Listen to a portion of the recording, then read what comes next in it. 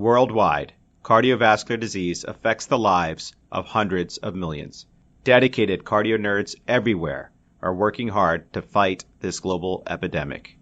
These are their stories.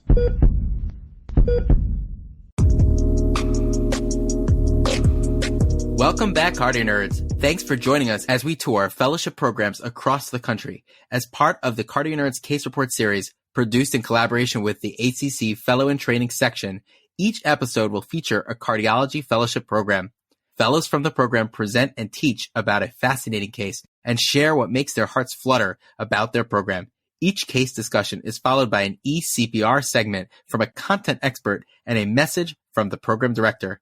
Before we dive in, just remember, we are an independent educational platform. This podcast is not meant to be used for medical advice. The views expressed here do not necessarily reflect the opinions or policies of our employers. The case you are about to hear is 100% HIPAA compliant.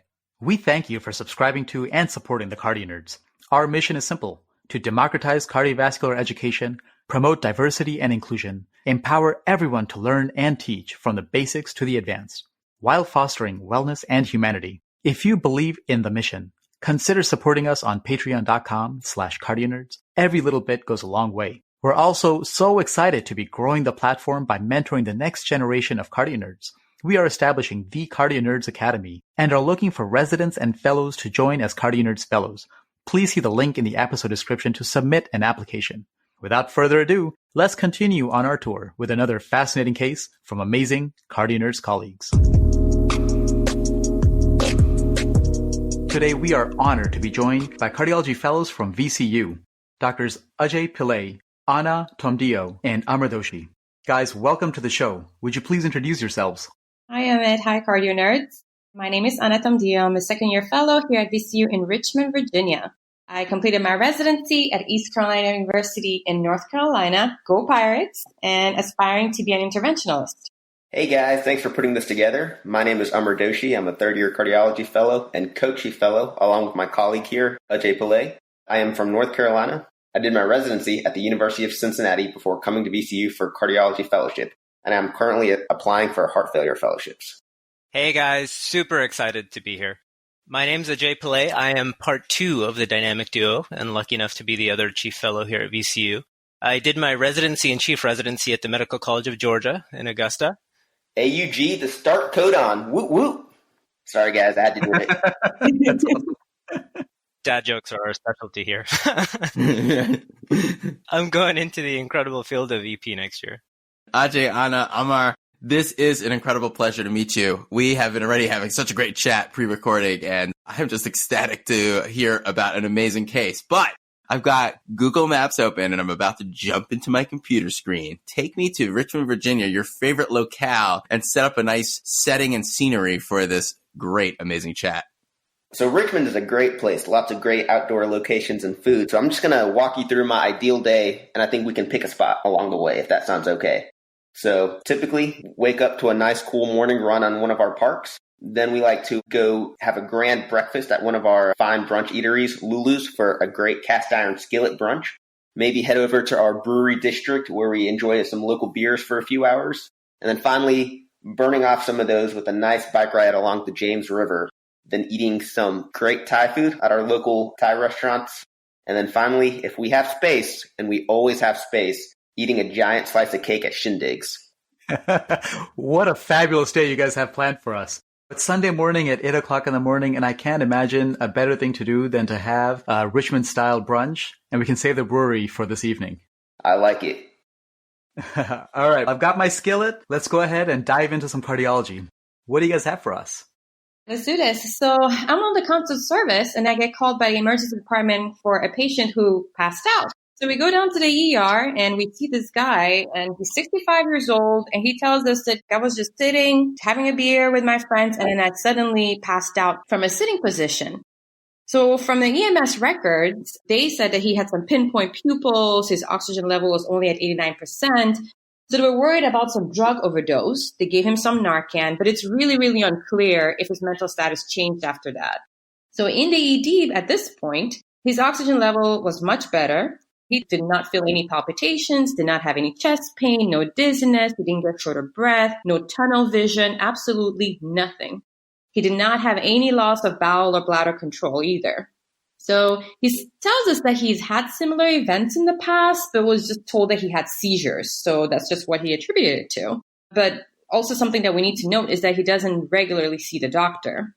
Let's just take a pause to frame his presentation at this point. So I'm thinking about your patient and I'm thinking, okay, is this patient coming in with syncope or is he coming in with another cause of loss of consciousness? Syncope, of course, is a cause of loss of consciousness when you've got transient cerebral hypoperfusion. But other causes of loss of consciousness may include something like a drug overdose, which is a consideration for your patient. But if we just think about syncope in general, we discussed this in prior episodes, but we break it down into 4 different big boxes, and this will help us sort of pick out important and relevant things in the past medical history as well as the data that we gather. But important considerations include arrhythmias, so it could be bradyarrhythmia or a tachyarrhythmia. The other big box that's cardiac is mechanical problems, which could be myocardial, like HCM, severe heart failure, valvular, pericardial, or vascular, like a PE or a dissection or pulmonary hypertension. The third big box we think about is reflex syncope or the neurocardiogenic syncope, which can be situational or carotid sinus hypersensitivity and or vasovagal. And the fourth and last big box for syncope is orthostatic or postural hypotension, which can be exacerbated by certain medications, dehydration, and or underlying autonomic dysfunction. So we're thinking about all of these possible diagnoses if indeed this patient's syncope is transient loss of consciousness from cerebral hypoperfusion. And we're going to be looking for features from the medical history and data to think where we're going to classify our patient. But the one thing that raises a red flag for us is that he was fine until he wasn't without a prodrome. And so that really raises a red flag for thinking about cardiac causes of syncope, which can certainly be ominous for future events. Yeah, and Amit, that's so good that you jumped in here and teased out syncope versus altered mental status. We have to give a shout out to our first responders who just see these people and let's say at the scene they arrive and he's got no medical history. They don't know anything about him. He's basically just found down and they can go with the little information that they have. And in this case, it was looking at pinpoint pupils and administering Narcan because what else could you do? And then he wakes up and basically clarifies this idea that he was sitting, drinking beer in this sudden position, and then without a prodrome passes out. It totally starts unraveling a totally different case for us. We're just so lucky that we get this history a lot of times. And so, just a shout out to our first responders who really are acting immediately with really, really minimal history. Yeah, absolutely. Thanks for the amazing breakdown. And you're absolutely right. The first responders, they're on the scene and able to give us some crucial information because obviously we're not there right at that point. Thanks for breaking it down really nicely for us. So going to his medical history a little bit more. So he told us he has this history of seizure disorder and then alcohol abuse and tobacco dependence. He's never had any surgeries. He had this lump removed from his right thigh about 10 years ago. It's really unclear what that lump was. When it comes to his family, he denies any family history whatsoever. No cardiac disease, no sudden cardiac deaths, nothing at all. He lives with his brother. He smokes about half a pack a day of cigarettes and smokes marijuana once a week and drinks 2 to 3 40-ounce bottles of liquor per day. Not currently on any medications, and he's not allergic to any medications. So going into his physical exam, his blood pressure was 154/112. Heart rate was at 99. He was breathing at about 16. He was satting well at this point with no fevers. And orthostatics were checked before we got there and before he got some fluids, and those were negative. So just looking at this gentleman, he's a slim guy, well-developed, appears his stated age, looked completely atraumatic. Looking at his neck, there was no JVD. Cardiovascularly, he had a normal rate, regular rhythm, no extra heart sounds, no murmurs, no rubs, no gallops. And there's specifically no murmurs on his upper right chest wall or on his upper left chest wall. When we asked him to elevate his arms, he did not get dizzy. The only thing that we really noted was that he had a laterally spaced apical impulse. Otherwise, the rest of his exam was very benign. When it comes to his lungs, his abdomen, his extremities, and his full neuro exam was completely within normal limits. This is a great physical exam. And one of the things about syncope that I find particularly exciting is that by nature, the patients are usually back to their baseline when you see them. And so, your physical exam is actually not to assess the patient as they're in syncope, but it's actually to look for clues for an underlying condition that would lead up to the syncope. And that's the same for the ECG, as we'll get to later, obviously. You're really looking at the ECG for clues of an underlying cause of the syncope itself, whether it's some sort of Brugada pattern or arrhythmia or evidence of WPW. You're basically being a detective because you weren't at the crime scene. Highlighting the pertinent negatives in a physical exam is actually critical. And then noting that lateral displacement already lets us know that there is potentially some sort of structural cardiac abnormality that we should be aware of and focus in on, especially when we interrogate the heart through the ECG and then potentially an echo. Yeah, Dan, I think that's so inherently true. There are a couple other things that I really like to focus on. One thing that I would emphasize for everyone, I always talk about this with my house staff on rounds, is that syncope is a very specific term, and it's important to define it precisely. Syncope presents as an abrupt, transient, complete loss of consciousness, and it should be associated with an inability to maintain your postural tone, and you should generally have rapid and spontaneous recovery. Again, like Amit said earlier, that's related to hyperperfusion insult to the brain. So if that's not necessarily the case, you would start to change your differential and perhaps move more towards other causes of loss of consciousness, like seizure or head trauma or pseudosyncope. Yeah, thanks for bringing that up, Ajay. The term syncope is used a lot, and it's just important to really try and define it, just like Ahmed mentioned earlier.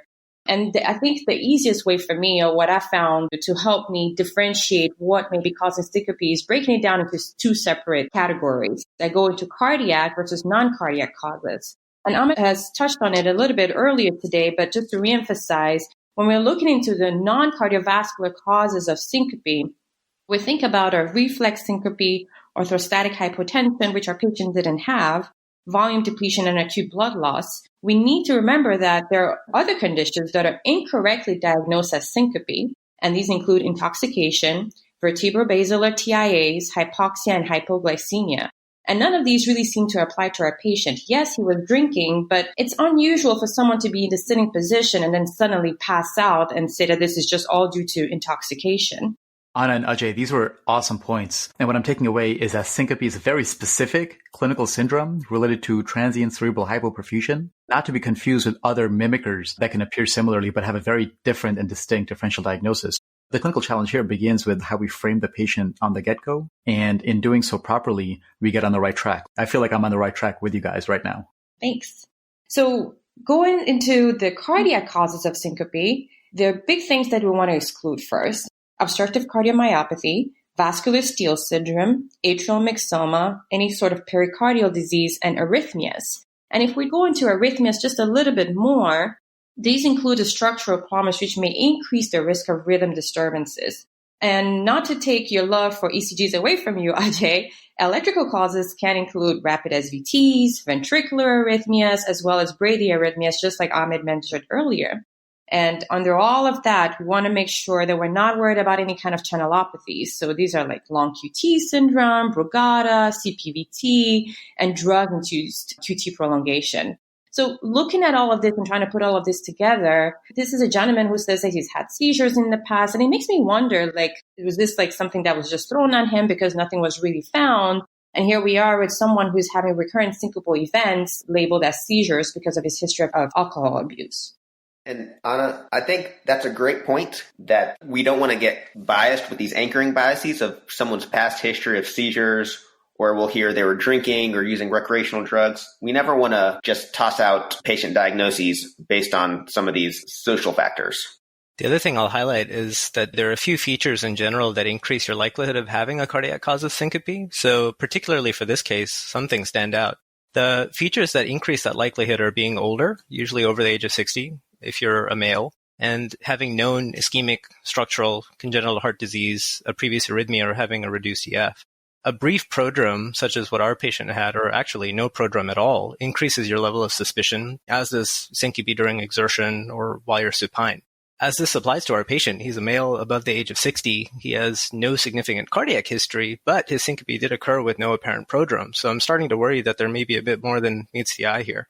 I'm just so excited. You guys brought up this idea of going back to the medical history and overlaying it on this new information. Since this is our first syncopal event, we now go back and we look at his past medical history with another eye. And I think that's just so critical.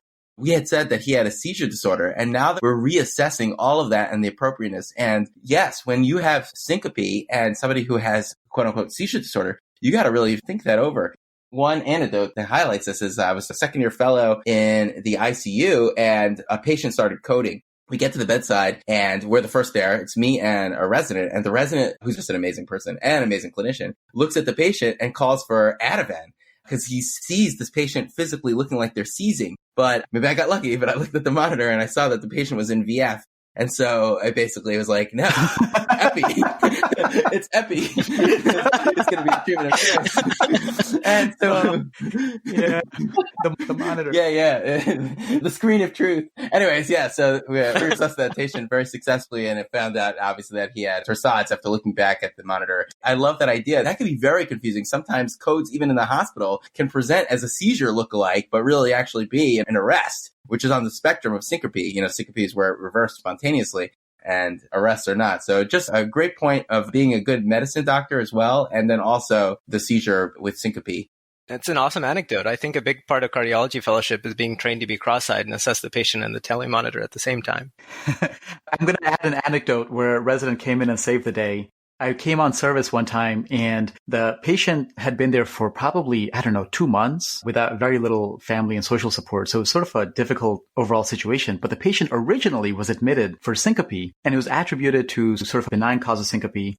They thought it was vasovagal. There was no red herring at the time. And so the team switched over and we have the saying, trust but verify. And so the resident did a great overall thorough workup and noticed on exam that there was a murmur and looked back at the patient's history. And the patient had this history of having had an LAD-MI back like 20 years ago with some sort of like PTCA balloon angioplasty without even a stent and wasn't clinically having cardiovascular symptoms. And so it wasn't really noticed. And on the basis of that, the resident ordered an echocardiogram, the murmur and the history of LAD-MI. And the patient had two features. One, a huge apical scar. And two, undiagnosed hypertrophic cardiomyopathy with a thick septum. And with a combination of apical scar and apical ballooning and a hyperdynamic base with HCM, the patient also had an obstructive gradient. So it completely changed our framing of this patient and our consensus of why this patient was having episodes of syncope. Really highlights how important it is to look at history as well whenever you're dealing with these patients. The initial presentation often does not give you the right diagnosis. Yeah. I remember I think as a first year fellow, I got a call from the Mercy one time and they said, this guy had a VT arrest, but yeah, long history of seizures. It's just long QT. We put her on some appropriate meds and put an ICD in her. And as far as I know, for the past year, she hasn't had any events. So it's just very interesting to see all these cases. Yeah. I've had a very similar one in the ED. A young lady keeps coming back to the ED for seizures. And sure enough, she was having VT every time. And just the same thing. She got a device and that was it. All right, guys. So going back to our patient, his labs were not super impressive, to be quite honest. I mean, he had a lactate of 12. That was concerning. But after some fluids, it went down to 9.8 and eventually down to 1.4. Initially had an anion gap acidosis with a bicarb of 14. His creatinine was at 1.2 and glucose level of 222. He also has slightly elevated liver enzymes. AST and ALT were 173 and 85 respectively. And the other thing on CBC that was a little concerning was that he had platelet count of 114. Otherwise, was pretty unremarkable. His INR was 1.2. His troponin was undetectable. He had a BNP of 924, TSH of 1.4, and his toxicology was negative except for a mildly elevated ethanol level. So not super concerning for alcohol intoxication to the point where he's going to just pass out. And as far as the imaging that we had so far, his chest X-ray was not impressive either. He just had an elevated right hemidiaphragm, but otherwise completely normal. So these are some pretty interesting abnormalities on his labs. He presents with a profound lactic acidosis, but he appears alert and non-toxic on your evaluation and recovered fairly quickly. In a male with no apparent medical history, we'd expect his renal function probably to be a little bit better than his presentation. While his AST and ALT may be representative of alcoholic liver injury, taken in conjunction with his other lab work, you have to start to wonder if this patient hasn't suffered some sort of recent hyperperfusion insult as well. Any other thoughts, guys? Yeah, I agree with you. When I think of liver enzyme abnormalities or elevations from ischemic hepatitis, I think of them being in the multiple like hundreds and thousands range. Here, the AST and ALT are both below the 4,500 range, and the AST is more than 2 times the ALT, making me think that this actually probably is alcoholic liver injury. His platelets are low at 114, so there may be some chronic portal hypertension, hypersplenism if there's no other cause. The albumin's sort of normal. The INR is a little bit elevated. But overall, I'm wondering if there is some underlying alcoholic liver injury, and that may factor into how we contextualize the lactate. The lactate is so high, and it comes down very quickly.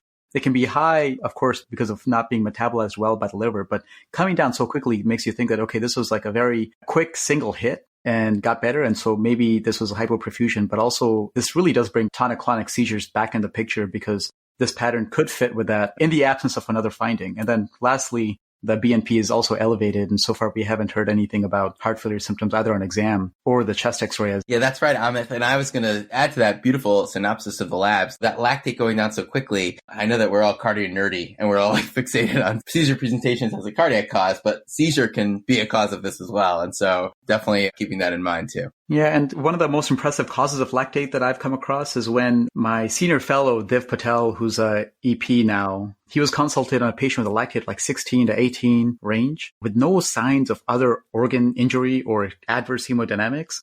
And it was his diagnosis as a second or third year cardiology fellow. It was thiamine deficiency in a patient with alcoholism. And alcoholism comes with a myriad of issues, metabolic issues, organ injury. There's certainly effects on the cardiovascular system like atrial fibrillation, atrial arrhythmias, cardiomyopathy. But there's also metabolic issues and poor oral intake and stuff like this. So like thiamine deficiency is something that can factor into cardiomyopathy and elevated lactate, and we'll actually have a case of thiamine deficiency causing wet beriberi heart failure later on in the series. And so there's such a richness in every case at every level that is fun to enjoy medicine. What an amazing pearl. Yeah, absolutely. Thanks for telling us about that. And definitely with what Dan and Amit have just said, it definitely adds a few other things to our differential diagnosis and maybe puts back seizures back on our differential diagnosis. However, what if I told you guys that his EKG showed sinus tachycardia with a short PR and a delta wave that was concerning for an accessory pathway?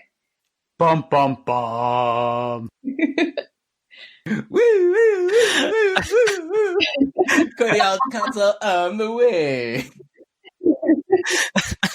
Wow, that was our thoughts exactly. As Amit and Dan were saying, seizures definitely still on the differential, but it's starting to look like we have a potential culprit in our patient. These lab findings, now along with these EKG, I think we can rule out some of these causes of syncope that we were talking about, such as orthostasis, reflex syncope, PE, hypoglycemia, and with Anna's awesome physical exam skills, I think subclavian steal syndrome is something we can also rule out as well. So now with these EKG findings, something we're thinking about is this Wolff-Parkinson-White pattern. And with his history of syncope, he may fit this Wolff-Parkinson-White syndrome that we all learn about in our cardiology textbooks. At this point, I may send it over to our budding electrophysiology fellow, see what he thinks about this. Oh man, this is so exciting. WPW is electrifying. So if you look at V1, Did you say WPW is electrifying? That's awesome. Oh my God. I love that. I'm going to use that. I love that. Welcome to the CardioNerds family. We have to go back. Dad jokes are a necessity here at VCU. So far, Luke, we've been enjoying this conversation so much. We're like, these guys cardio nerds, are they not cardio nerds? But you guys are decidedly cardio nerds. Thanks for inducting us into the family, man. Okay. This EKG is pretty interesting. I encourage everybody to go look at it. If you look at the Aruda mapping algorithm to try to figure out where this is, it probably maps down to the right posterior septum. WPW pattern is pretty rare. It occurs in less than 0.5% of the general population, and the pattern itself is much more common than true WPW syndrome.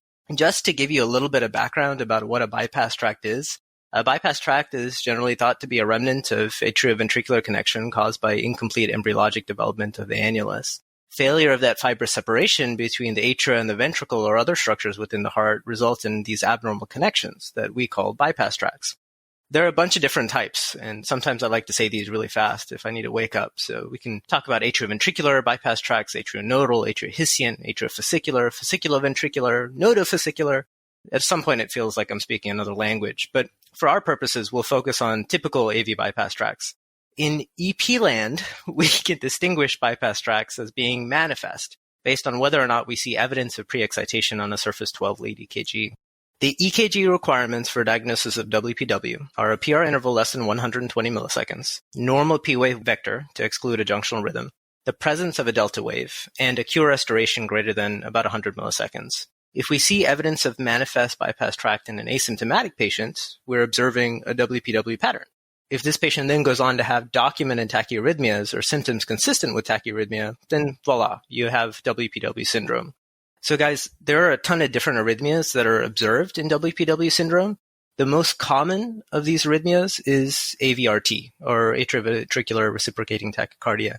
AVRT can be orthodromic or antidromic, and a lot of my house staff struggle remembering what that means. So just recall that ortho is the Greek prefix for correct. So in orthodromic AVRT, the depolarization wavefront travels correctly down the native His-Purkinje system and then incorrectly up the bypass tract. About 90% of AVRT in WPW is orthodromic. If you think about WPW and your general approach, you should realize that risk stratification in these patients is paramount, particularly in the asymptomatic patient. Rapidly conducting bypass tracts can conduct rapid atrial impulses directly to the ventricle. This is probably the most feared complication of WPW, with AFib becoming VFib. This is particularly relevant in our cause of syncope, which may have represented what we call an aborted sudden cardiac death. So if you see manifest pre-excitation on an EKG in a totally asymptomatic patient, we typically consider an exercise stress test to see if that bypass tract still conducts at faster heart rates.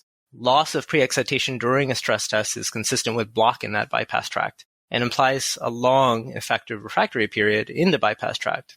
If you're interested in numbers, usually that means it's about greater than 300 milliseconds. Remember that only abrupt and complete loss of that pre-excitation qualifies as a surrogate for an EP study. And the likelihood of that actually happening on treadmill stress tests is actually pretty low. It only occurs about 10 to 20% of the time, and the sensitivity can be pretty poor. So if you do have persistence of pre-excitation, though, on that treadmill stress test, then your sensitivity is pretty high, and it can predict high-risk features during an EP study. There are some high-risk features on EP study that I'm interested in, so I'll just let you know that a pre-excited R-to-R interval in AFib less than 250 milliseconds is generally thought to be high risk. That's something known as SPERI, or the shortest pre-excited R-to-R interval.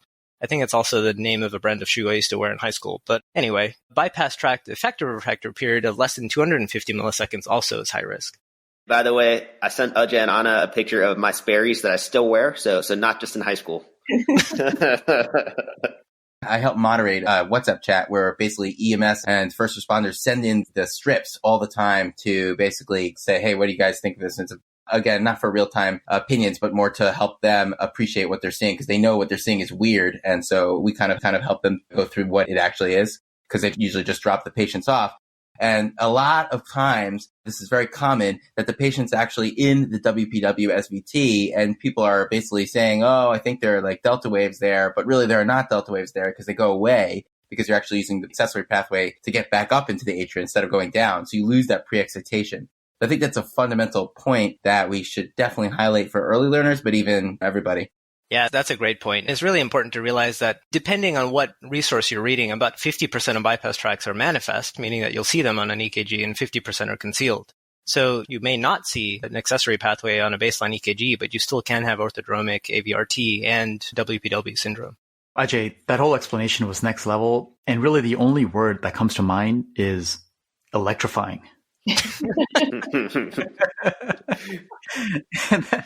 So the manifestations of WPW are, as you said, one, the pattern. So on a baseline resting 12-lead asymptomatic EKG, if it's a non-concealed pathway, i.e. conducts bidirectionally, you may have a shortened PR interval with a delta wave. And then the second manifestation is if a patient is having AV node-dependent AVRT, right, orthodromic or antidromic.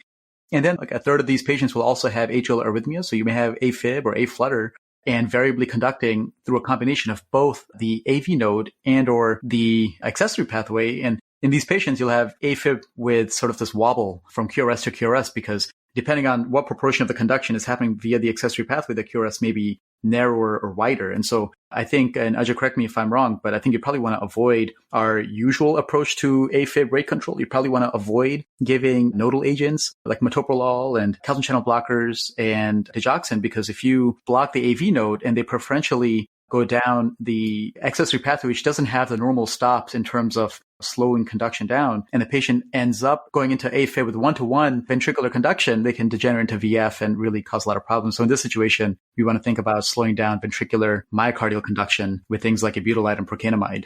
Yeah, that's exactly right. Ibutylide and procainamide definitely are preferred in this situation, and avoidance of AV nodal blocking agents is crucial to avoid an adverse outcome. To take it back to this patient is actually tachycardic with a heart rate of 120 beats per minute. But we recognize that even though they're tachycardic, this is actually not a WPW-driven tachycardia.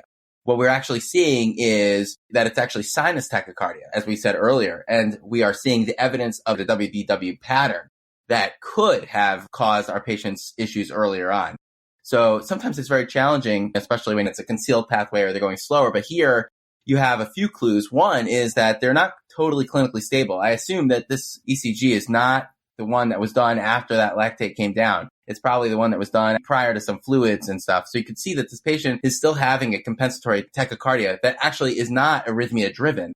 And that's different than an arrhythmia driven non-compensatory tachycardia that he may have had earlier, which led to his whole presentation. So just another thing to point out about this ECG.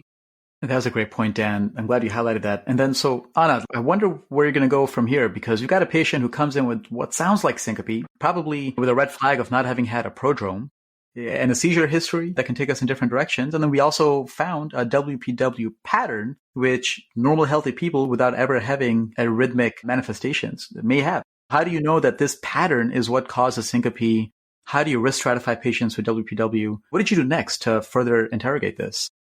Yeah, absolutely, Amit. So that was very concerning when we saw that, because we're like, oh my gosh, is this why he's been having syncopal events? There's something else going on. So we went on to get an echo, and it gave us some very useful information. So going over the results, what we ended up finding was that he has this concentric left ventricular hypertrophy, normal left ventricular cavity size, and a preserved function. His diastolic function, however, was indeterminate. He did have an interventricular septum that measured at about 1.6 centimeters and a posterior wall thickness of about 1.3 centimeters. His RV was completely normal in size and function. His left atrium was mildly dilated. He had insignificant to mild aortic stenosis and really no other concerning valvular dysfunction. His left ventricular mass was indexed at about 133.6 grams per meter squared. There was no LVOT gradient at rest or on provocation, and his strain pattern was suggestive of apical sparing. So what do you guys think about that?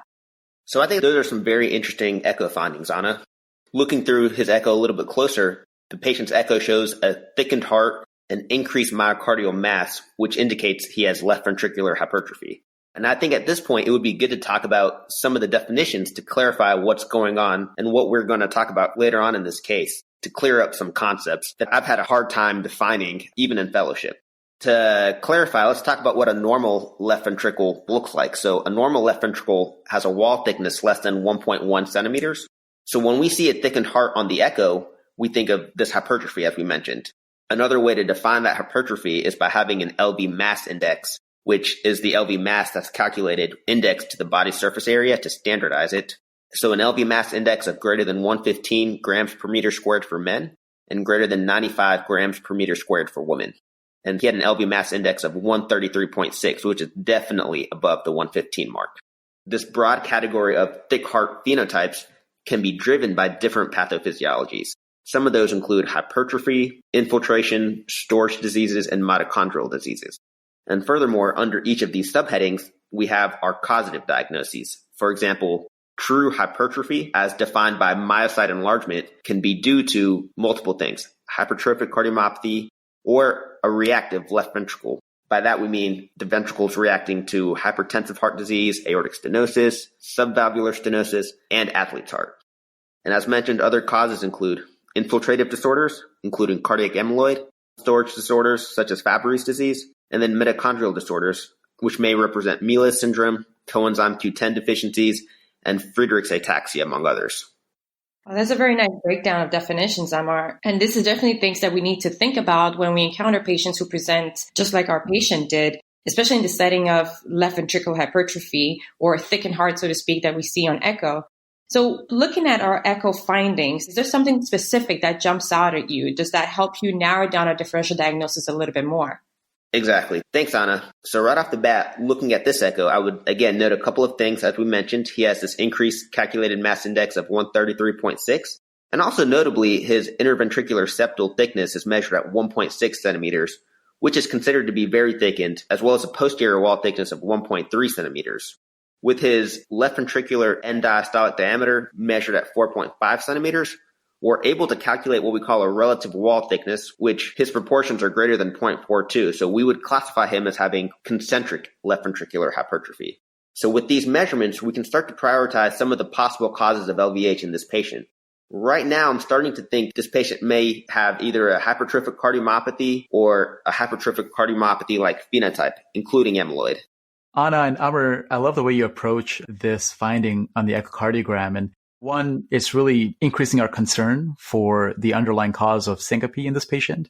And two, I love what you did is you took an abnormality and then you essentially spoke out your diagnostic schema in how you approach that differential diagnosis. And then you're outlining the next steps in parsing through that diagnosis. And in this situation, we've got pretty significant concentric hypertrophy. And the first question really, is it load dependent or is it load independent? And so the most common causes of hypertrophy are going to be load dependent causes. As you mentioned, hypertension, aortic stenosis, subvalvular membranes, even athlete's heart is a load dependent phenomenon. When we're thinking about load independent manifestations, hypertrophic cardiomyopathy is a very common one in addition to other things like infiltration and storage and whatnot. I think one interesting feature here is the apical sparing, and it's been defined by Dermot Phelan and others, where you look at the strain pattern, and it's typically used to differentiate hypertensive heart disease versus cardiac amyloidosis, which is a very common scenario to be in. And the decreased global longitudinal strain with apical sparing or this cherry on top appearance is more indicative of cardiac amyloid or a related problem. So I think in this situation, we think it's probably not going to be just run-of-the-mill hypertensive heart disease, although it is worth in these settings just practically looking back through the EMR and seeing what the pattern of hypertension has been in this patient. I remember, Anna, in your presentation, this patient was pretty hypertensive when they first got here. And so if the patient is living in a very hypertensive state, then you can certainly get hypertrophy like this. And then the other common differentiating problem from hypertrophic cardiomyopathy is athlete's heart. It doesn't sound like he's an athlete at baseline, but when you start getting issues related to diastolic dysfunction and left atrial enlargement and a thickness that's getting to 1.6 and above centimeters, that's going to be less likely as well. So we're definitely thinking this is probably some pathologic primary cardiomyopathy beyond hypertrophy, secondary to hypertension or other load. Exactly, Amit. And I do want to note, amyloid currently still remains high on our differential at this point, given the echo findings. And then some of our listeners may be wondering, why does hypertension or this increased load cause concentric LVH? I wanted to mention the law of Laplace. Wall tension equals pressure times the radius of the cavity divided by the thickness of the cavity. And the greater the wall tension, the greater the myocardial oxygen demand. And so as the pressure, such as the afterload that the heart has to work against, increases due to aortic stenosis or hypertension, the ways the heart tries to minimize this wall tension is to increase its thickness. So it hypertrophies in order to reduce this wall stress and reduce its oxygen demand. And so that's the mechanism why we get this hypertrophy in some of these afterloaded states. I love that, Amar. Thank you. These are like fantastic points. And I'll just add, when we're dealing with a structural abnormality, it takes arrhythmia to a whole new game in the management of arrhythmia.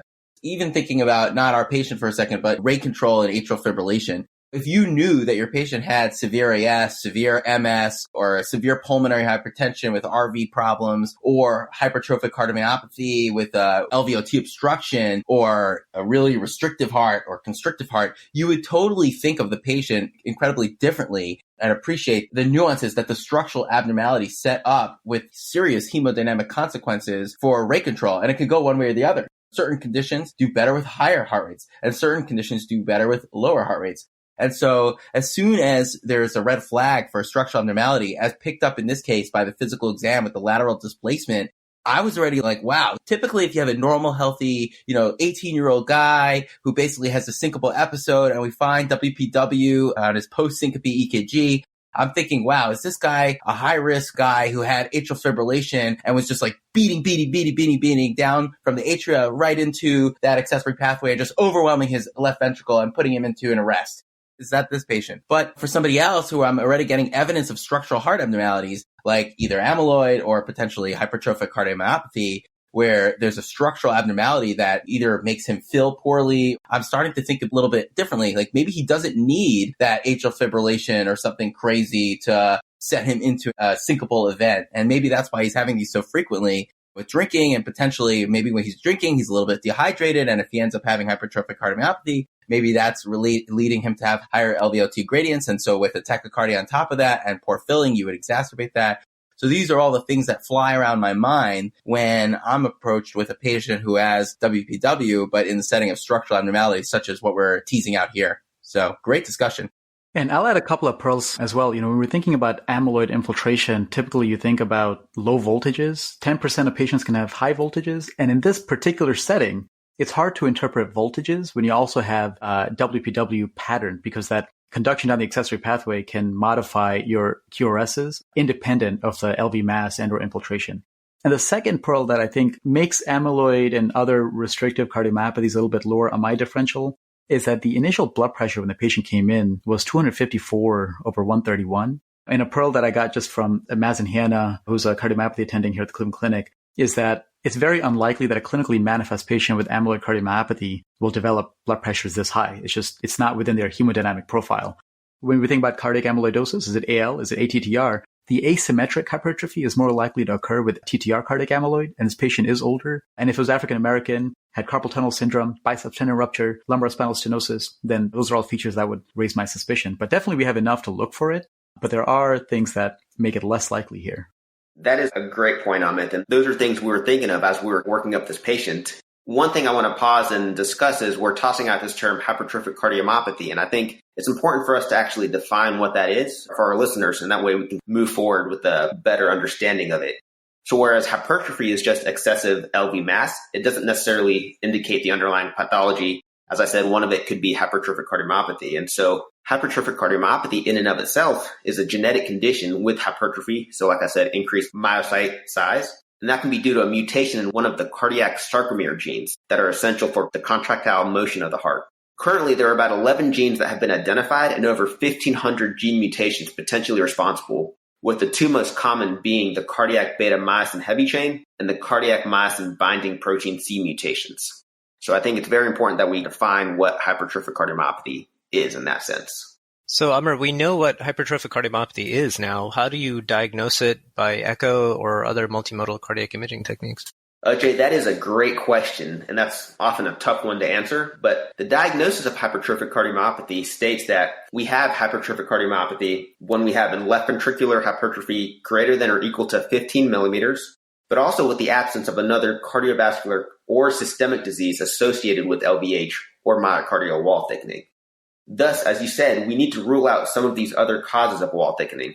As a side note, in some cases, if you have a first-degree relative with known hypertrophic cardiomyopathy and an unexplained wall thickness of only 13 millimeters as opposed to 15 millimeters in any segment, then that's also diagnostic of hypertrophic cardiomyopathy.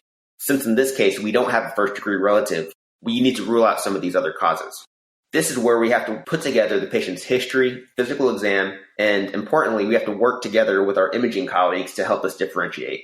Echo and now cardiac MRI have become very useful non-invasive methods to help determine the cause of cardiomyopathy.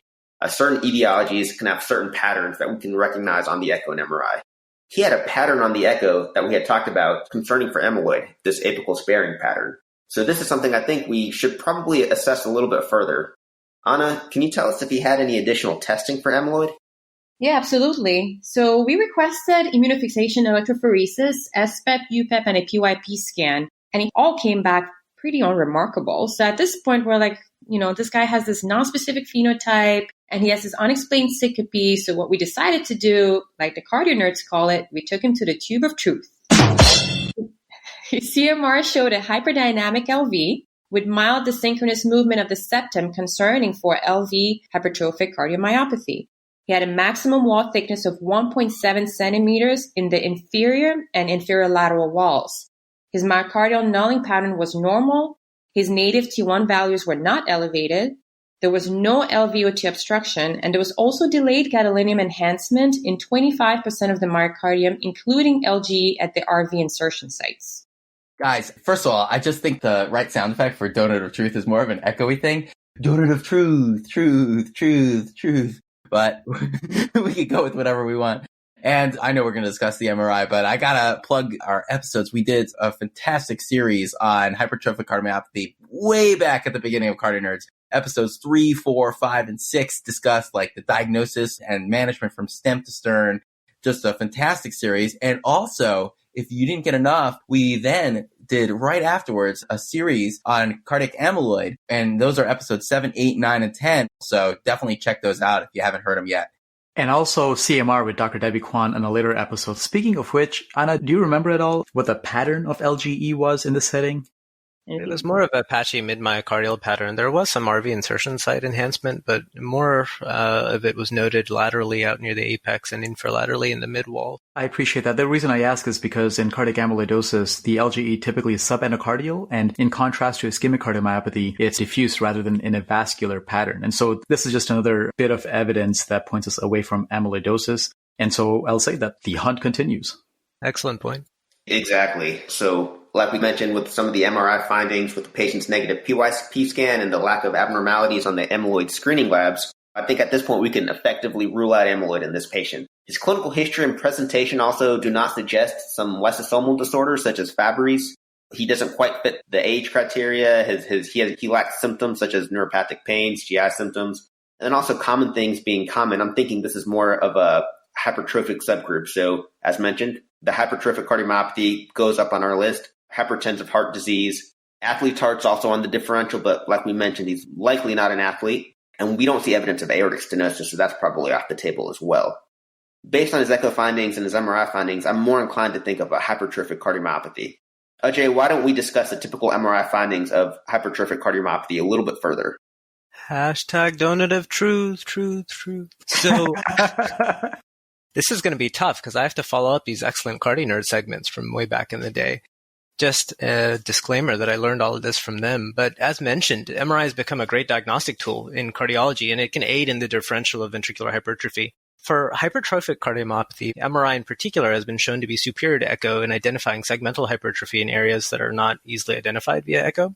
Its true strength is that it aids both in the diagnosis of hypertrophic CM as well as risk stratification of patients with hypertrophic CM. CMR aids us in visualizing parts of the ventricle that are not well seen on echo. This includes the LV apex, basal anterior wall, anterolateral wall, and the inferior septum. While an asymmetric anteroseptal pattern of hypertrophy is the most common presentation, many patients have diffuse LV hypertrophy involving up to 50% of the myocardium. CMR also helps us assess RV hypertrophy, left ventricular outflow tract gradients, mitral valve leaflets, papillary muscle insertion, and other structures that may be difficult to assess with echo on certain patients. Sudden cardiac death in hypertrophic cardiomyopathy can be driven by primary VT or VF, originating from unstable EP substrate. This typically correlates to an area of abnormally arranged myocytes with associated interstitial fibrosis or scar. This has been shown to correlate very well to areas of late gadolinium enhancement, and we can identify these areas of myocardial fibrosis in approximately 50% of hypertrophic CM patients. Delayed enhancement is most commonly seen in the ventricular septum, including at the RV insertion points and the free wall. The extent of LGE in hypertrophic CM has emerged as a strong predictor of future sudden cardiac death events, with LGE greater than 15% of the LV mass being associated with a twofold greater risk of sudden cardiac death compared to patients without LGE. Our patient with LGE of 25% of the LV myocardial mass thus is at higher risk for sudden cardiac death. MRI can be helpful in determining left ventricular hypertrophy caused by hypertrophic cardiomyopathy versus hypertensive heart disease. In general, maximal left ventricular wall thickness is greater in patients with hypertrophic cardiomyopathy versus those who have hypertensive heart disease.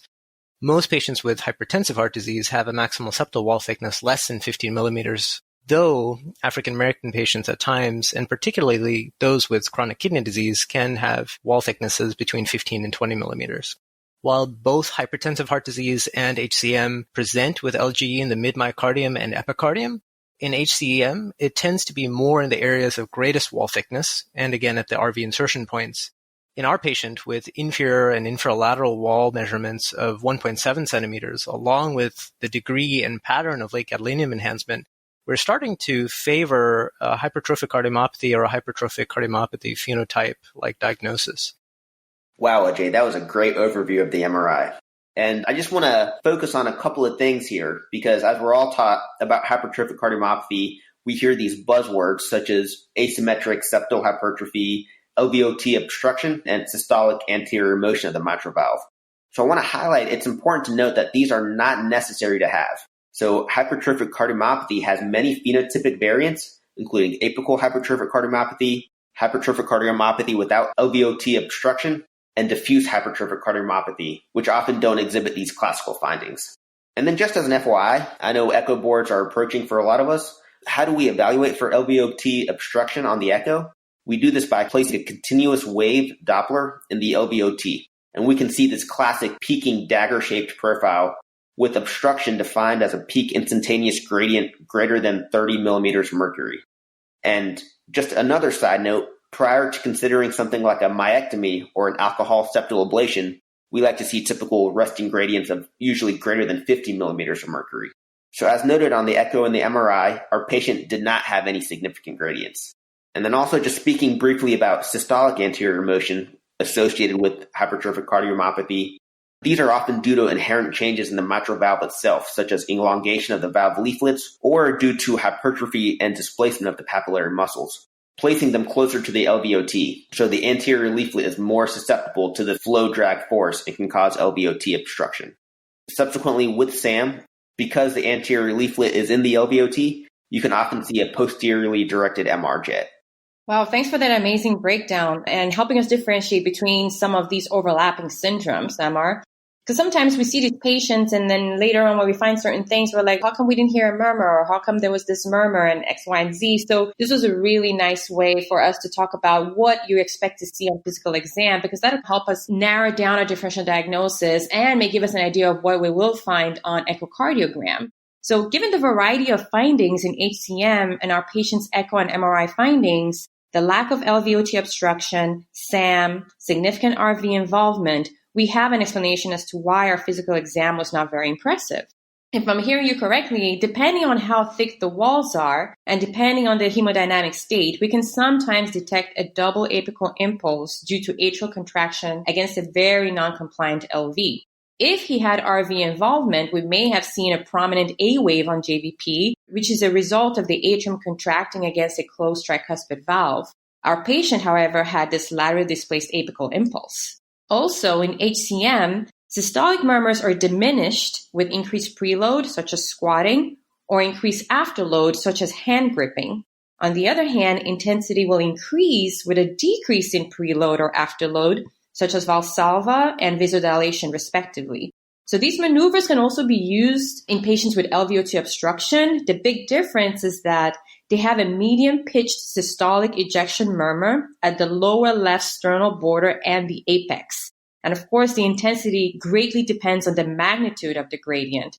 And one big thing that we need to be able to differentiate between LVOT obstruction murmur and the aortic stenosis murmur is auscultating the neck, because we know that with aortic stenosis, you have radiation of the murmur to the neck. Another thing that we need to pay attention to is our patient's ECG. Specifically, we need to look for localized or widespread repolarization changes, prominent Q waves in the inferior leads and lateral leads, left atrial or biatrial enlargement, left axis deviation, and diminished R waves in lateral precordial leads. Wow, guys, what an interesting case. And this is what I love about cardiology. We started off talking about a case of unexplained syncope and a patient having some beer with friends, and now we're talking about Wolff-Parkinson-White and hypertrophic cardiomyopathies. This is what I love. We can see so many things. Syncope, WPW, HCM. Guys, what's going on? There's so much to digest here. Yeah, this is quite an impressive case, and there's so much we could learn from this in EP, in HCM, and this is just in someone who was out drinking with his friends and then suddenly passed out. Has happened several other times before, but was labeled as seizures. So let me just tell you what happened when EP ended up seeing him. So he was evaluated by EP colleagues and was taken for an EP study. He then had an accessory pathway ablation and subsequently got an ICD for primary prevention. You know, that does lead us to a very great discussion on primary prevention and secondary prevention ICD implantation. The decision to implant a primary prevention ICD is complex in any scenario, and doubly so in a case like ours. Patients with hypertrophic cardiomyopathy are at an increased risk of sudden cardiac death, and risk stratification, like you said, Dan, is very critical. Primary prevention ICD implantation is typically thought to be reasonable in the setting of severe wall thickening greater than 30 millimeters, a family history of sudden cardiac death in a first-degree relative, or recent unexplained syncope. There are some modifying factors, including the presence of non-sustained VT on a 24-hour Holter, abnormal blood pressure response to exercise, or, like you reviewed in your episodes earlier, a burnt-out LV with an EF less than 50%. Other risk factors can also be taken into consideration, and that includes marked late gadolinium enhancement on a cardiac MRI greater than 15%, which, of course, correlates very well to our current case. The presence of an apical aneurysm or certain genetic mutations that confer an elevated risk are also relevant. Of course, secondary prevention ICD for those who have survived sudden cardiac death or sustained VT is universally recommended. It's probably important to note that there's a difference between the European guidelines and the American guidelines in this regard, where in the SC guidelines, they do place an emphasis on SCD risk prediction models, one in particular known as HCM risk SCD. ICD implantation is recommended if the estimated 5-year risk of sudden cardiac death is greater than or equal to 6%, with a life expectancy of greater than a year, followed by a detailed clinical assessment that takes into account the lifelong risk of complications, the impact of an implantable device on lifestyle, socioeconomic status, and psychological health. So in our patient, we had a very detailed discussion about the risks and benefits of an ICD and used a shared decision-making toolkit. And finally, we decided, and the patient elected, to pursue what we denoted as a primary prevention ICD.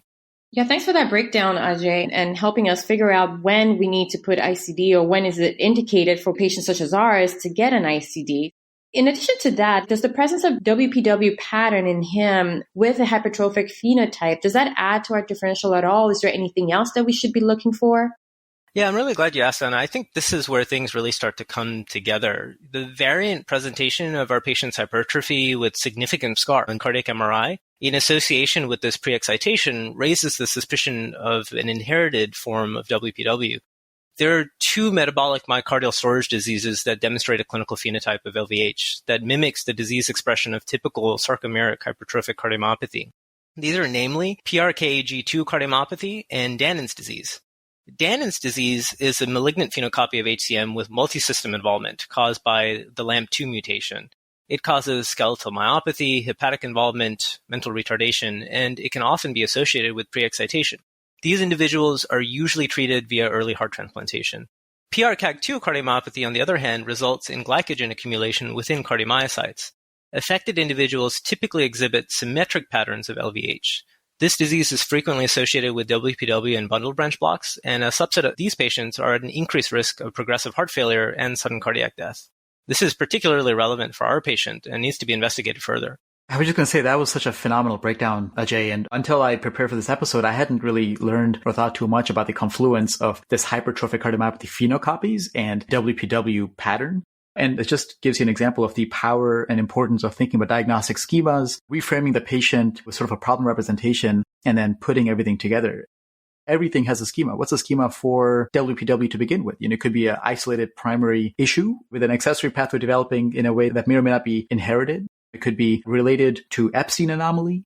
Now we learn that this could be related to storage diseases because the glycogen storage can decrease the threshold for conduction in these patients. It can be from congenital heart disease in certain patients. And obviously, the history will help there. And Ajay, correct me if I'm wrong. In this context, when WPW pattern and/or syndrome is associated with the glycogen storage diseases, it's not necessarily from a distinct accessory pathway, but rather maybe from just increased conduction across the AV rim. And so ablating these patients may or may not result in durable effect. Yeah, that's exactly right. Accumulation within cardiomyocytes alters conduction characteristics of these myocytes. So particularly at the AV annuli, this can result in a lack of separation between the atria and ventricle. So it's very difficult to ablate these patients normally. Luckily, in our case, his post-receptal pathway was easily identified and easily ablated. So it'll be interesting to see what we find as we move forward in further diagnostic workup like genetic testing. Phenomenal. Anna, I think this leads us into a bit of a discussion on genetic testing. Do you want to wrap things up and talk about that a little? Yeah, absolutely. You already introduced it by talking about Danon's and PRKAG2. Now, something that we need to remember is that HCM is transmitted as a Mendelian trait in an autosomal dominant pattern. Now, prognosis is not based on genetic mutations. Therefore, it's really important that patient management is not based on genetic test results alone. On the other hand, it is really crucial for family surveillance and for more accurate diagnosis given the difference in management. So, for example, a patient with Fabry's disease will require enzyme replacement, but someone with LAMP2 cardiomyopathy, this often requires transplant very early in their lives. So it's really important to keep in mind that only about 50% of patients with HCM will test positive for a gene mutation. This does not mean that they don't have HCM or that it's not genetic, but that we couldn't identify the gene responsible in those patients. Also, we need to note that gene mutations don't lead to specific phenotypes. So because they have X mutation does not mean that they will have apical HCM or that they'll have septal HCM. Our patient was referred to our cardiac genetics clinic and underwent genetic testing, which is currently pending. So if this is positive, he will be referred to a genetic counselor and cascade screening will be considered based on what his results are. And also, one thing to consider at this juncture might have been a cardiac biopsy. As of today, its use remains a little bit controversial, but as mentioned earlier, it's important to have some accurate diagnoses for the prognosis and treatment. Not all of HCM is diagnosed through non-invasive testing, and there was a great scientific statement put out by the AHA, ACC, and European Society of Cardiology in 2006, and again reiterated in 2014, that discussed the role of endomyocardial biopsy. And they suggested that a biopsy is not commonly indicated to evaluate for heart disease. However, in the setting of an unexplained cardiomyopathy, specifically for hypertrophic cardiomyopathy, an endomyocardial biopsy is a class 2B recommendation with level C evidence. If all other testing has been done, such as TTEs, ECGs, cardiac MRIs, echoes, and genetic testing, then it's reasonable to pursue an endomyocardial biopsy. And just keep in mind that some of these biopsies are not going to be right ventricular biopsies, but also left ventricular biopsies as well. And so we always have to weigh the risks and the benefits of these procedures. But if done properly at a center with an experienced provider, the morbidity and mortality is generally less than 1% for these procedures. Yeah, thanks for bringing that up, Amar. Over the last 10 years, there has certainly been a greater understanding of pathophysiology and the natural course of HCM and HCM phenocopies. The advancement in science and medicine has been fascinating because we have moved from a disease with very poor prognosis to one with almost completely normal life expectancy. However, we still need to work on identifying and risk stratifying patients with HCM. And this includes appropriate ICD placement, management of patients who are genotype positive but phenotype negative, and of course, hoping for the development of targeted pharmacological options.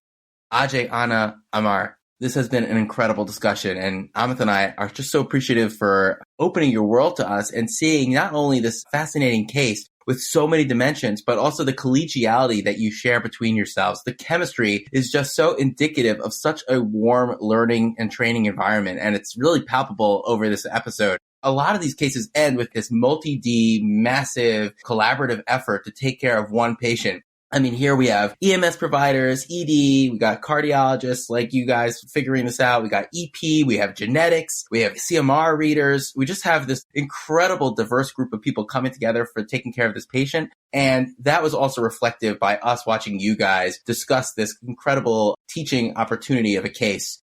That already gives us a lot of insights into VCU, and we'd love to hear more about what makes your heart flutter about training in cardiology in general and then VCU specifically. So, I mean, to be frank, like what is there not to love about cardiology? It's all about pathophysiology, and a lot of the things that we see make sense.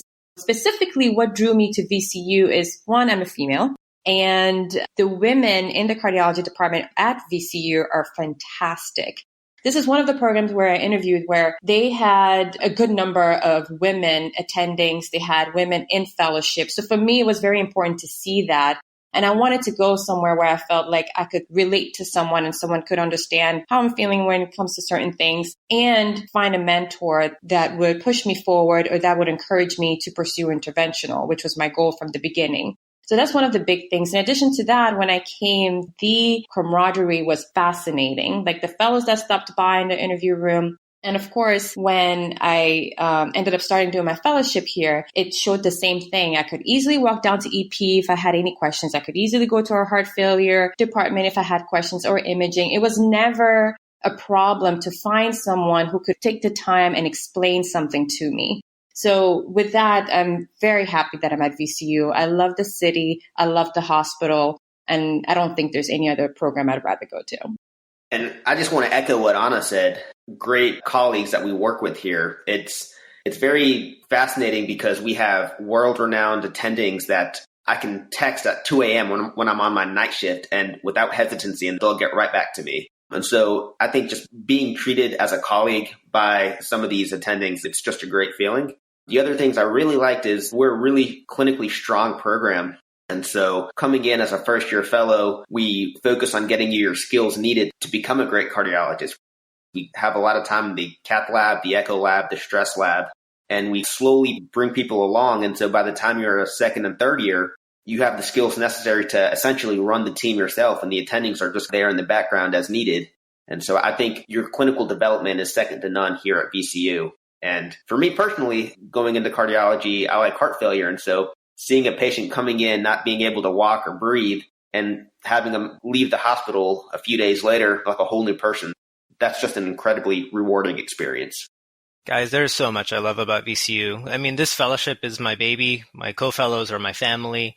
I think any major coronary referral center, you're going to have a wide range of pathology. You're going to have incredible resources for your training, and you're going to have almost every significant cardiac subspecialty represented. But for me, when I interviewed, it really came down to the people. I mean, the people here are fantastic. The mentorship has been so powerful. And I think it's embodied in our program director, Dr. Kalahasty, who, despite being an electrophysiologist, really focuses on the fact that regardless of where you are coming from, regardless of what your career goals are, he just really wants to make sure that you're a phenomenally trained, well-rounded cardiologist first, and then move on to everything else afterwards.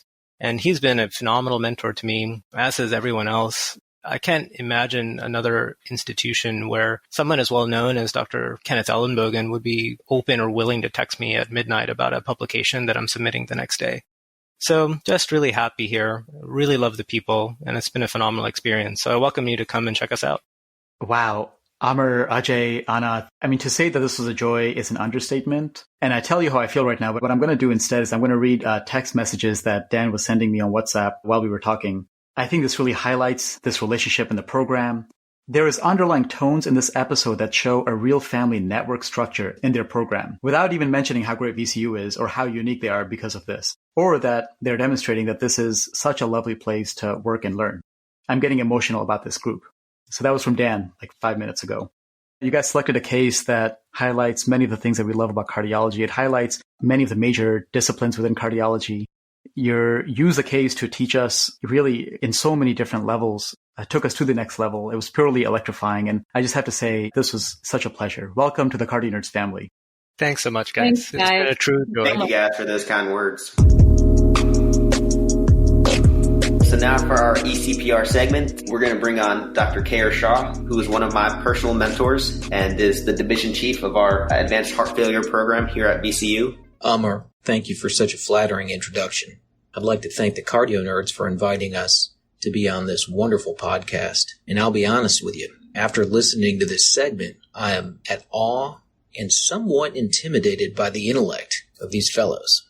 In this portion of the podcast, I'm going to share my approach to adult patients that have thick heart cardiomyopathies that are from load-independent causes. So we're not talking about patients who have aortic stenosis or hypertension or volume or exercise-related wall thickening. I'm really focused on the evaluation after these have been ruled out.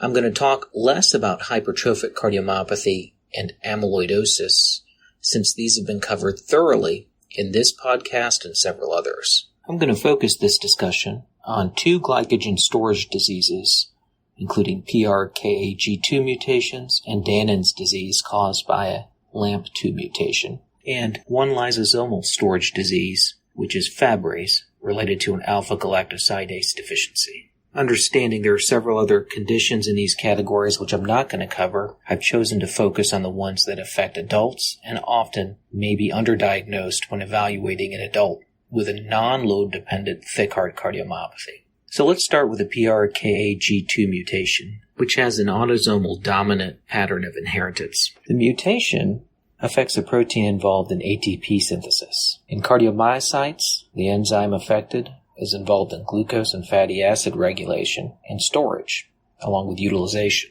Carriers of this mutation have a near 100% penetrance of disease and usually are diagnosed in adolescence or early adulthood. The average age of diagnosis is around 30 years.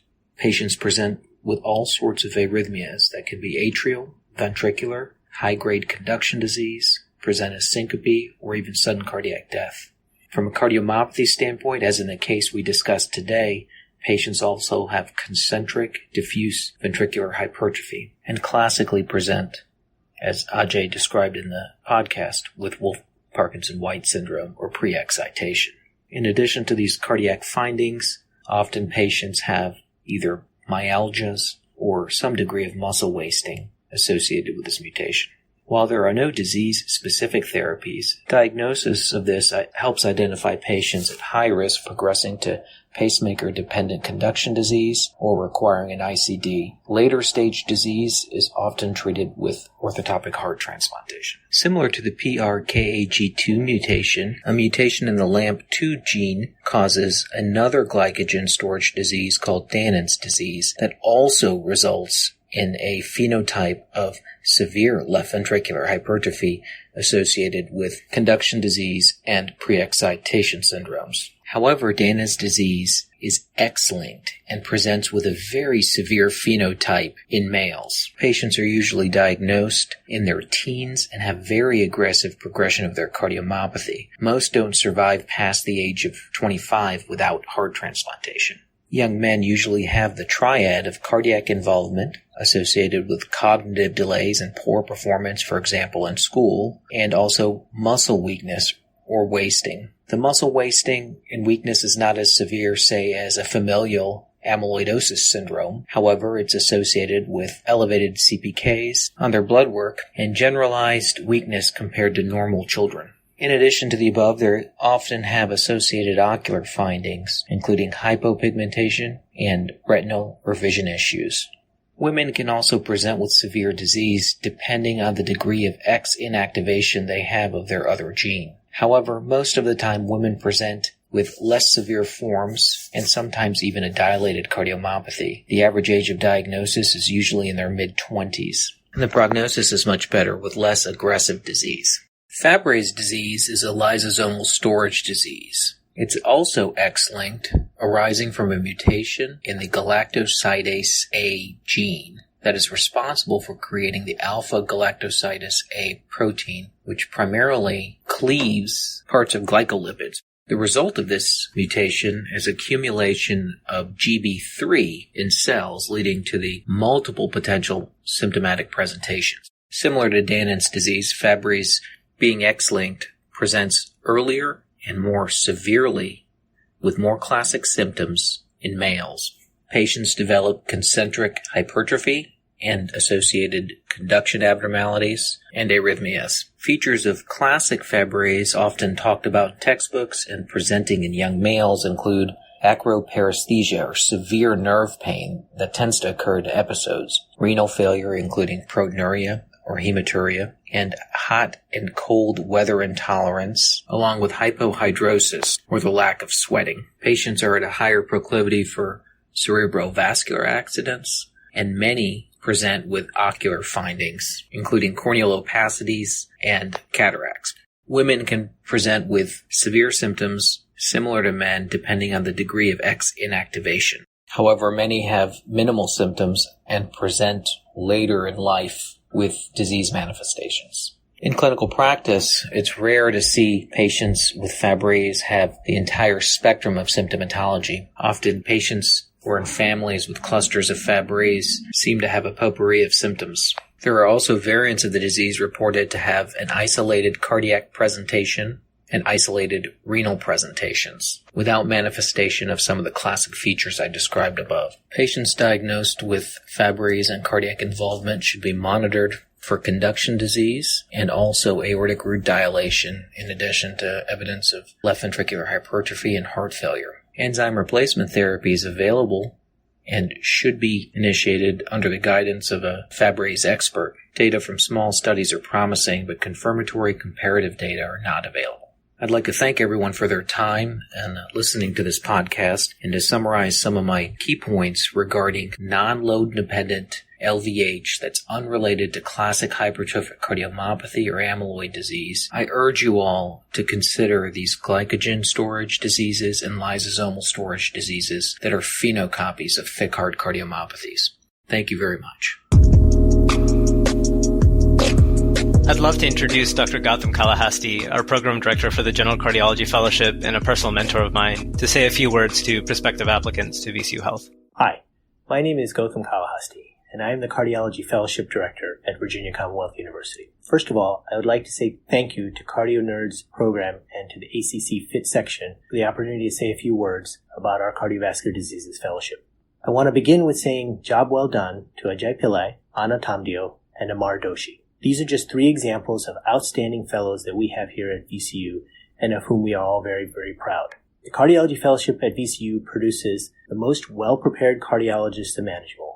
At the core of our fellowship is our mission to prepare and train the next generation of cardiologists, whether it be for academic practice, a hybrid practice such as that of a clinician educator, or a private practice. Within that mission, the most important element is to mentor the fellow based on his or her individual career goals. Whatever your goal is, we're here to support you.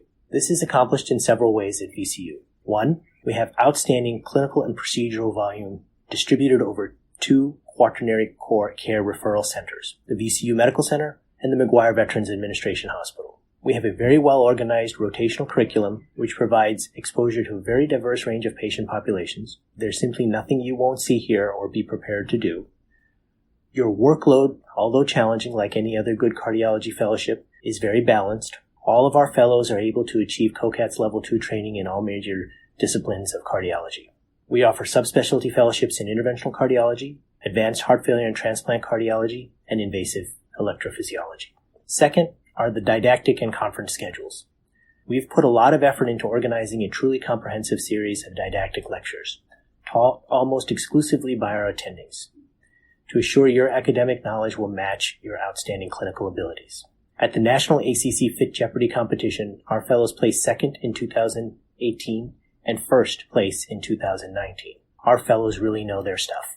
Third, academic activity. Whether you're interested in a basic sciences research project, translational research, or clinical research, or even a quality improvement project, you'll have opportunities in all of these areas based on your interest. Our fellows are extremely well accomplished in research with protected time, distributed over the course of 3 years. VCU is very well represented in regional, national, and international conferences. Finally, mentorship. Our faculty is committed to the training of fellows. We have a diverse group of individuals, many of whom are national experts in their areas of expertise. They serve as excellent mentors both during fellowship and beyond. They have very high expectations for you and not only mentor you, but challenge you to grow both clinically and academically. All of the faculty you work with are excellent clinicians. They know very well how to balance the art of medicine with the science of medicine. They respect your career goals and aspirations and will support them. I'm very proud and greatly appreciate the overall environment and culture of VCU.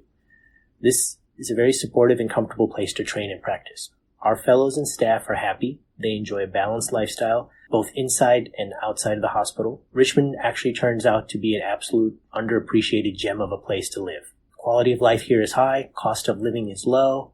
There's a diverse range of things that you can do based on your interests around Richmond or near Richmond. I've been living here for 18 years, 6 of those years as program director, and at no point has coming to the hospital ever been feeling like work. It's just a fun place to be. As you can tell, and I speak on behalf of the faculty, we are all very proud of our fellows. They work closely with us daily. They become our lifelong friends and colleagues. It's a wonderful place to create a foundation for the rest of your career. We look forward to seeing you during this unique recruitment season, and I wish you the best of luck in all of your future endeavors. Thank you. Wow, what an amazing episode. A huge thanks to the fellows and faculty for enriching us with another terrific discussion and an incredible addition to the CardioNerds Case Reports series. Be sure to check out the show notes for all of the case media available for review, key take-home points and discussion points, and links to the program. If you'd like the educational takeaways and graphics delivered directly to your email, sign up for the Heartbeat, the CardioNerds newsletter, by clicking on the link in the episode show notes. We thank the ACC Fellow in Training section chaired by Dr. Nosheen Reza for their incredible support and collaboration. And a very special thanks to our phenomenal production team for elevating the platform. Colin Blumenthal, Tommy Das, Eunice Dugan, Rick Ferraro, Evelyn Song, and Bibin Verghese, internal medicine senior residents at the Johns Hopkins Hospital, as well as the team Med Ed mentor and University of Maryland cardiology fellow Karan Desai. If you love the show as much as we do, be sure to spread the word, rate and review us on your favorite podcast platform, and consider becoming a patron of the show on Patreon. All right, that's a wrap. Time to make like an S do and split. Totally. And guys, speaking of the life-threatening causes of syncope, would it be an awkward time if I go take a bathroom break? I've had a ton of coffee today. Go for it, man. Thanks. Sorry. Okay. This is going great, by the way. This is Hey, Colin, whenever you edit this, you might want to consider that as a blooper. I'm not sure. You can touch base with Amit later.